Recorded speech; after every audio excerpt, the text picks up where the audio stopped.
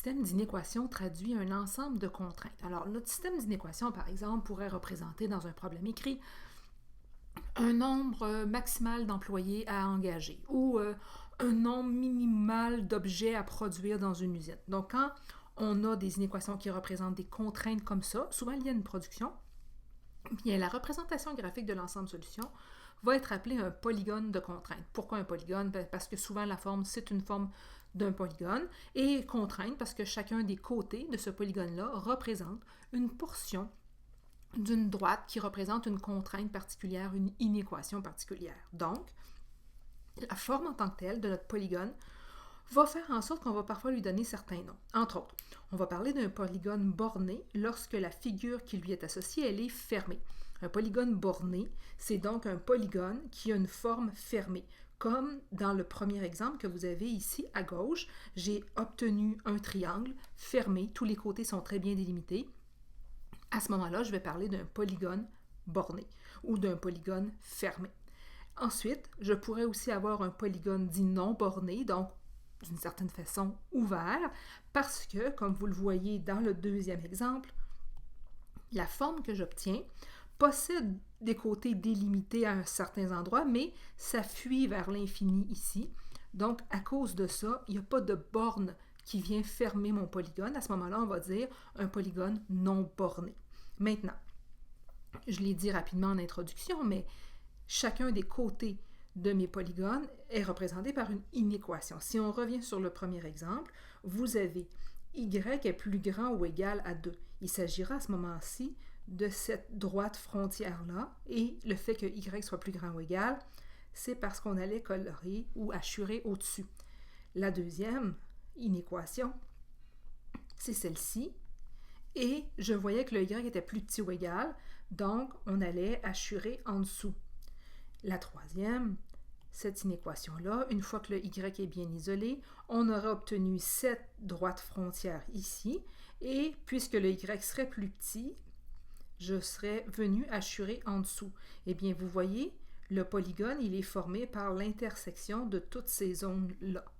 La même chose pour le second, on pourrait représenter chacune d'elles, entre autres. Je m'attarde à celle-ci et elle en particulier. X plus grand ou égal à 0. C'est la zone qui dit que j'utilise les X positifs.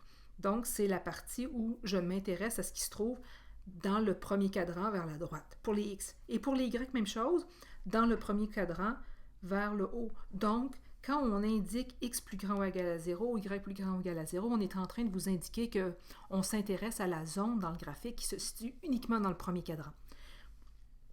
Les autres inéquations m'auraient permis, entre autres la troisième et la quatrième, à aller identifier chacune de ces demi-droites-là. La troisième et la quatrième seraient situées comme ça, et la quatrième, en isolant mon Y, j'aurais eu au-dessus, et pour la troisième, j'aurais obtenu aussi un Y isolé avec Y plus grand ou égal. Donc, c'est pour ça que la zone commune à tous ici, c'est la zone formée par cette portion-là ici du graphique. Maintenant, il y a un nom particulier qui est donné aux contraintes qu'on appelle de positivité parce que les valeurs ne peuvent pas être négatives. Par exemple, dans certains problèmes écrits, vous pourriez avoir le X qui représente un nombre de chaussettes produites et le Y un nombre de souliers produits. Bien, ces valeurs-là, ces quantités-là ne peuvent pas être négatives, ça ne ferait pas de sens. Donc, c'est pour ça qu'on dirait à ce moment-là qu'on a des contraintes de positivité. X plus grand ou égal à 0, Y plus grand ou égal à 0. Maintenant, ceci étant dit, on peut bien sûr aller à partir d'un polygone qui nous serait identifié, traduire ça à partir de la représentation graphique par un système d'inéquation et être capable d'identifier les sommets de ce polygone-là. Donc ici, je vous propose le polygone ABC. Puisqu'on parle d'un polygone ABC, ça veut donc dire que la zone qui est commune aux trois inéquations est formée par cette zone-là. Puisque mon polygone c'est ABC, c'est nécessairement cette forme-là. Donc moi, je dois traduire à l'aide d'inéquations le système que je vois devant moi pour que la zone solution corresponde à ce que j'ai assuré de couleur. Alors, commençons avec la première. Donc, par exemple, la ligne rouge que vous voyez là, je vais considérer que c'est ma première inéquation. Alors, si je la regarde, le Y dans l'équation frontière qui est écrite est cette chose-ci. Moi, pour écrire une inéquation, je ne vais pas mettre le symbole d'égalité, mais je dois regarder c'est quoi la zone qui m'intéresse. Pour que cette droite-là ait comme ensemble solution la partie qui me permettra d'être dans la zone jaune, il faut nécessairement que mon symbole soit plus petit ou égal. Plus petit parce qu'on est en dessous de la droite et égal parce que la droite en tant que telle rouge, elle est pleine. D'accord? Pour la deuxième droite frontière, donc par exemple, si je considère que ma droite frontière numéro 2, c'est la verte. Ici, dans mon équation, le y n'est pas isolé. Je pourrais me l'isoler dans un premier temps, donc 10 moins x, ou encore, je pourrais dire y est égal à moins 0,5x plus 5. En isolant mon y, j'arriverais ça comme équation frontière là, de ma deuxième. À ce moment-là, quand je vais vouloir, moi, plutôt traduire ça en inéquation, je dois avoir un symbole d'inéquation. Moi, je vois que cette droite verte-là doit avoir un ensemble de solutions qui se trouve au-dessus pour qu'éventuellement, on considère la zone jaune comme étant solution globale. Donc, être au-dessus, ça veut dire être plus grand.